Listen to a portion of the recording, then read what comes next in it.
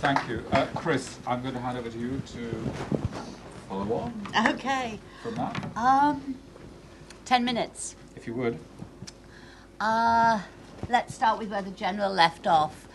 The UN doesn't work, or at least it doesn't work very well, but it's the only one we've got, and we need to find ways to make it work better. And I'll try and come back to what some of those may be, and that may help stimulate discussion. But where I'd really like to start from is really Francesca's first comments. You know, is there a peace to keep? We have a real tendency to send these so-called peacekeeping missions into all sorts of situations where there is no peace to keep because we don't know what else to do. And we also have a tendency to have a one-size-fits-all model, not to recognize that even when you have quite a solid peace agreement, peace isn't some linear process that begins when you've signed an agreement. It's something that you have to work on for a long, long time.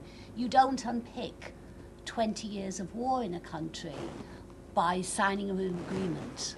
It's much more complex than that. Nor do you create, and I'm sure your series will have looked at this in other places, but you don't create wonderful model states in 5 years from places that have been at war for 20 years.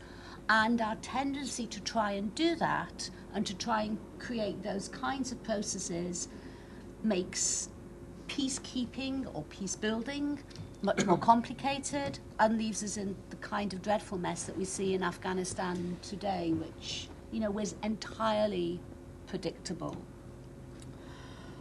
I think one thing that's absolutely critical for any mission involved in peacekeeping, in civilian protection, in peace keeping, whatever you call it, is a clear analysis of the political environment in which you're working. And to craft a mission that can do something in that environment, not expect all missions to be able to do things in all places. If I, look at where I've been, in Afghanistan we had huge problems. We had a victors' agreement after, with the bond process, after the Taliban were bombed from power, but we had a huge party still that were not part to that peace and were never brought into that peace. And I think, as Francesca alluded to, you had a particular, very strong political line at that moment that meant any challenge to that view and any saying that actually we haven't just simply got victory, it's more complicated than that, it will take a lot of time, just was not heard in those early years. And now it is being heard, along with some of the real issues about how ISAF and NATO work. ISAF in the beginning was welcomed in Kabul. It has turned itself into a hated occupier. And I think if anybody's seen the report that, the US General McChrystal has just done through to Gates, it's very clear about some of the reasons why. And one of the reasons why is that we hide behind armoured cars and we hide behind bunkers and razor wire. We don't, as the General alluded to, we don't go out and sit and drink tea and build confidence. And we put the protection of our forces ahead of the protection of the civilian population with which we're working. And it will be interesting to see how it is heard by the political masters in the States, but the call of the General is very clear that even if it means more casualties, we actually have to change the way we're working.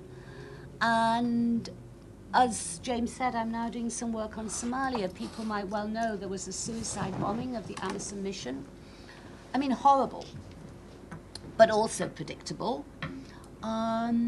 The reaction to that was to fire mortars into the direction where we had, the Shabab forces, and they killed civilians.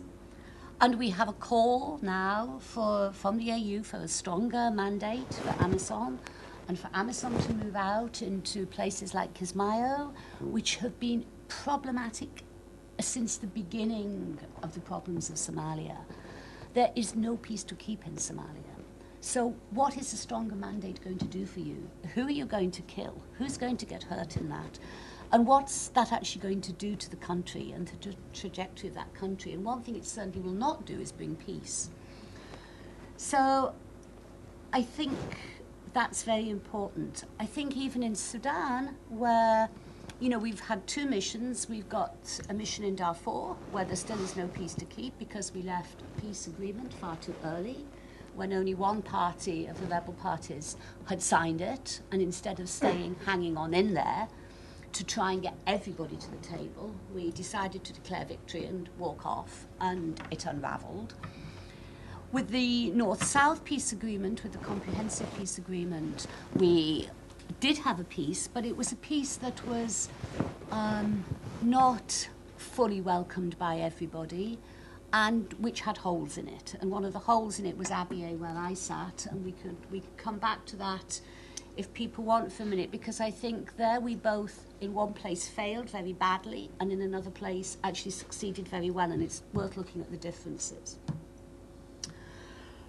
So there's the political environment and crafting our mission to go with that. There's the way we work, which I think the General referred to. It's about the kind of rules of engagement, how we work with the community, seeing those people as our friends rather than people we have to be afraid of. But it's also about how we train missions and how we plan together. UN missions are pulled from all sorts of different troop contributing countries. They don't have common military doctrines. They don't have a common vision often of what they're there to do. They certainly don't have a common vision of how they're there to protect civilians. It's not even part of the military doctrine of most of the countries that contribute to missions. Nor do we bring our civilian leadership of the missions, at least where I've worked, and I think Nepal might have been very different in this, and that might be one of the reasons you were more successful. We don't have good enough shared planning between the civilian and the military side, and clarity about what we're going to do and how we're going to work. I think the General is quite right in our need to build trust and our need to build confidence. And it's very difficult to do that when it's very hard to get quick wins, because you have a very inflexible system. A system that has been set up, sometimes for good reasons, to try and avoid corruption and things, has become so inflexible, it's almost impossible to get resources out of it. As DPKO, you don't have a budget to work with. You have people, you have equipment, but when actually what you need are tents for your joint military forces drawn from the 2 parties on the other side, when what you need are rations to help them to deploy somewhere new and to do it very quickly. When you need fuel for their vehicles, you can't get it out of your system.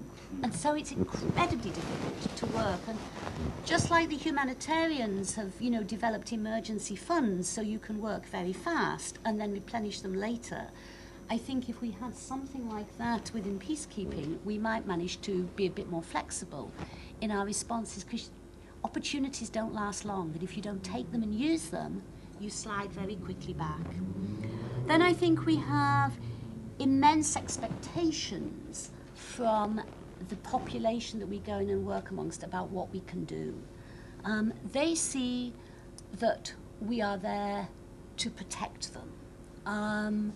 We often have a mandate not to do that at all, but to monitor a ceasefire.